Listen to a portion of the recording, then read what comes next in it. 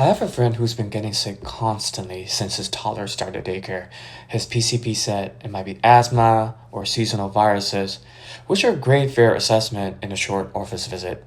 But I also told him there are four more things that are worth looking into. The daycare being a germ factory isn't the interesting part. That's totally expected. The real question is whether there's anything making it harder for him and his body to recover between these infections. First thing I told him to do was track his sleep.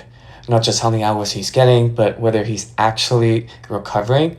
If you're up at 2 in the morning every other night with a sick toddler, the immune system may not be getting the recovery time that it actually needs to function at its best. The second thing was I told him to get some blood work done. It might be through his doctor or by himself. I told him he needs to check his iron levels, vitamin D, and a complete blood count so that he can rule out the common issues that may be making recovery harder. The goal here wasn't to diagnose whether or not he has a weak immune system.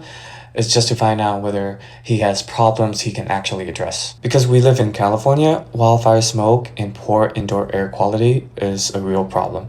So I told him to consider getting an air quality monitor. It won't detect viruses, but it can still tell you when particulate levels are high, so when improving your indoor air quality matters most. Number four, this is where the HEPA air purifier comes in. It won't stop your toddler from bringing back viruses home, but it can reduce airborne particulate matters and it will help improve the indoor air quality, especially if you have asthma, allergies, or smoke exposure are part of the picture. All that I'm suggesting is not replacing seeing your doctor, and I'm not trying to contradict what his PCP said.